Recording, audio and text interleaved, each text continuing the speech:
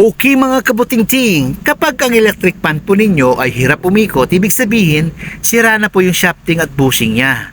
Kung napansin nyo po yung shafting, parang may kalawang na may gas-gas, no? At saka mga natuyong langis. Ngayon ang problema nito, nagkagatan po yung shafting at bushing. Ngayon mga buting-ting, kailangan po natin siyang puwersahin para matanggal po natin siya. Ayan, natanggal na po natin. Ayan po yung bushing at yung shafting nagkagatan, hirap na pong matanggal yung bushing sa shafting. Ngayon, tatanggalin natin yung naiwan. Una, tatanggalin po natin yung metal pot. Tapos yung metal spring. Tapos papalitan po natin ng bagong bushing. Tapos lagyan ng langis yung foam. Ibabalik po natin yung metal spring at yung metal pot. Ngayon, lalagay po natin yung metal pot gamit po ang tubo.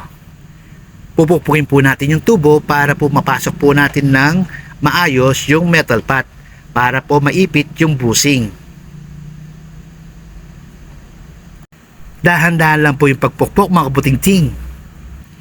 Tapos mga kabuting-ting, galawin po natin yung bushing. Tingnan natin kung maganda po yung pagkalak. Oh, ibig sabihin hindi po magandang pagkalak kasi kumalas po yung metal pot sa taas, natanggal. Ngayon, ulitin natin. Tatanggalin uli natin yung metal pot. Yan po ang sikreto mga buting-ting. Pagkatapos nyo pong pinukpok ang metal pot, hindi po okay yun. Kailangan galawin nyo muna yung bushing.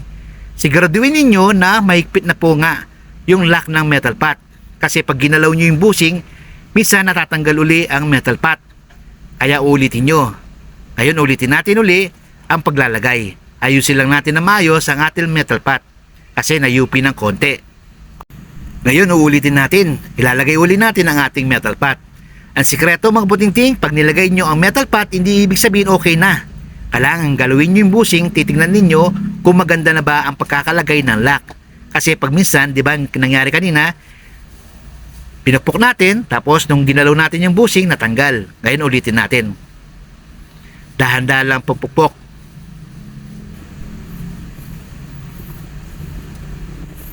Ngayon uulitin natin. Galaw natin yung bushing, galawin natin. Tingnan natin kung natatanggal pa ang ating metal pot. Ayan, okay na siya. Ibig sabihin hindi na gumalaw ang ating metal pot. Okay na po yun. Meron ako napansin dito mga buting-ting, ang kanyang stator ay natanggal ang mga cable tie. Kailangan muna natin itong itali kasi baka maputol yung winding. Kailangan isik muna natin ang ating winding, ang ating stator bago po tayo magpalit ng bushing. Gagamit po tayo letting, pangtali. Mas matibay po kasi ang letting, no? Pag ito po yung ginamit po nating pangtali sa ating stator. Kasi ang mga cable tie, kung gagamit po tayo ng cable tie uli dito, ganito po yung mangyayari. Lulutong at kusa din po siya matatanggal. Pero kung gagamit po tayo ng letting, mas matibay po at hindi na po matatanggal yung pagkatali po ng lead wire sa ating stator. Importante po kasi yan, no? Matali na mayos para pag nahila, hindi po mapuputol yung winding ng ating stator. Siyempre mga iba na mabuting-ting, no? Isipin nila na ang letting na to masusunog, no? Dahil siyempre umiinit yung electric fan. Hindi po mga kabuting-ting. Hindi po masusunog yan at hindi rin po yan na yung lulutong kasi hindi po kamukha ng cable tie lumulutong kasi plastic. Ito pong ginamit po natin, matibay po ito. Hindi po siya nasusunog at hindi po siya ibig sabihin yung lumulutong. Yun ang ibig sabihin, no?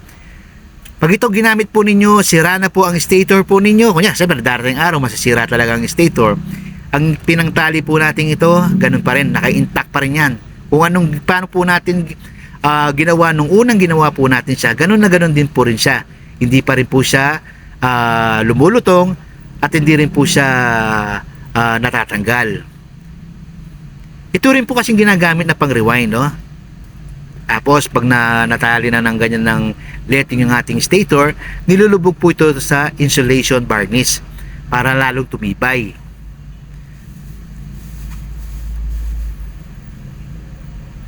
Ito mga puting-ting, kahit din na natin ilubog sa insulation varnish, okay lang.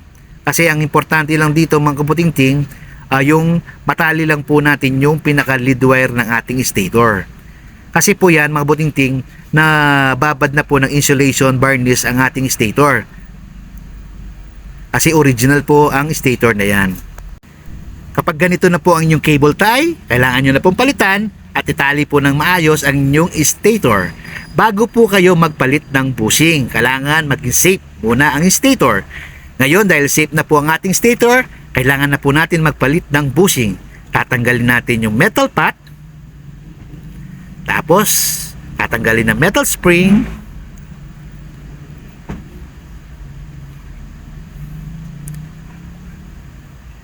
Tanggalin natin yung bushing. Papalitan ng bago at lalagyan po natin ng oil ang ating foam. Ayun, okay na. Lagyan na natin ang ating metal spring. Tapos ilalagay na po natin ang ating metal pot. Pero ayusin muna natin. Medyo may konting yupe, no? Ayusin muna natin bago natin lagay ang ating metal pot. Kagaya din po ng dati, no, mga kabutingting, no? Pag nalagay na yung metal pot, galawin yung bushing. Tingnan niyo kung maganda yung pagkalapat. Ito pong ginamit ko pong tubong ito mga kabutingting, sa electric pan po yan, no? Doon sa stand pan. Nagputol lang ng konti para yan po yung gagamitin po natin. Pukpukin lang po natin dahan-dahan. Tapos galawin natin yung bushing kung okay na ba o hindi.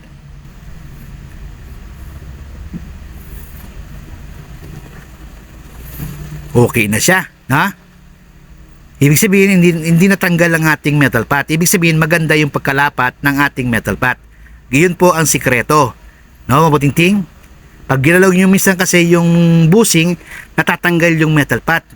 Pag natanggal yung metal pot, dapat nyo pong ulitin. Huwag po kayong tiwala, no? Kasi baka pag tiwala kayo masyado, akala nyo okay na, hindi pa pala. Ngayon, magpapalit naman po tayo ng shafting. Dahil hindi matanggal ang bushing dyan, ang gagawin po natin, pupupukin na lang natin sa likod. Pupukpukin po natin ang ating shafting sa likod para matanggal po natin yung rotor. At tanggalin muna natin ang ating spacer, tapos pupukpukin na po natin. Ang ginagamit lang dyan mga butingting, no? Martilyo lang. Okay yan, martilyo. Pukpukin nyo lang ang shafting para matanggal yung rotor. Pag natanggal na yung rotor, ibig sabihin pwede nyo na pong palitan ng bagong shafting. Tapos tanggalin nyo lang ang mga spacer. Ayan po, nagkagatan talaga, no? Ibig sabihin sobrang na yan, sobrang gasgas na yung shafting at bushing, kaya nagkagatan na talaga sila.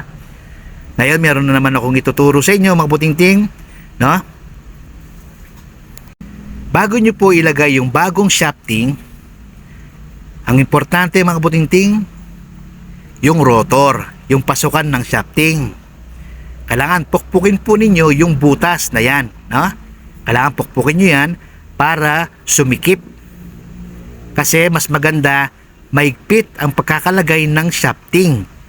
Kasi pag maluwang po ang pagkakalagay ng shafting, dudulas po yung rotor, no, sa shafting. Tapos makikita nyo ang inyong electric pan, umiingay lang siya na hindi siya umiikot. Kasi hindi po sumasama yung shafting sa rotor habang umiikot siya, no?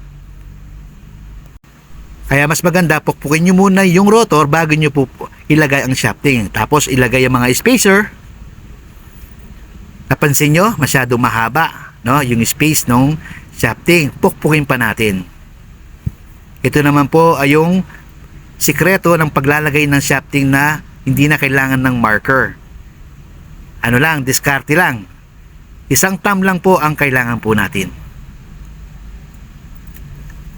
Pag nakuha na po natin yung space ng thumb sa shafting, ibig sabihin okay na po yan sa ating bushing para umikot, no?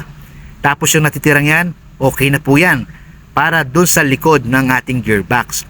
Ibig sabihin hindi po tatama yung ating shafting dun sa likod po ng ating gearbox. Saktong-sakto po yan mga kabutingting. Maglalagay po tayo ng washer, no, sa magkabila. Ngayon mga kabutingting, pag inassemble nyo na to, kayo na pong bahala magtansya doon sa washer. Pag nakita nyo medyo maigpit, wala siyang play, magbawas lang po kayo ng washer. Ngayon, medyo pag marami naman ng play, ibig sabihin, kulang po ang washer. Dagdagan nyo po yung washer po ninyo para magkaroon lang po ng konting play. Pag nakakuha nyo na po yung konting play, pwede nyo na pong screw yung housing. Pwede nyo na po siyang assemble. Tapos, pukpukin nyo po yung housing o kaya yung shafting para magkaroon ng magandang alignment. Sana po makatulong po ang video ito. Okay, mabuting salamat po sa panonood. God bless po sa ating lahat.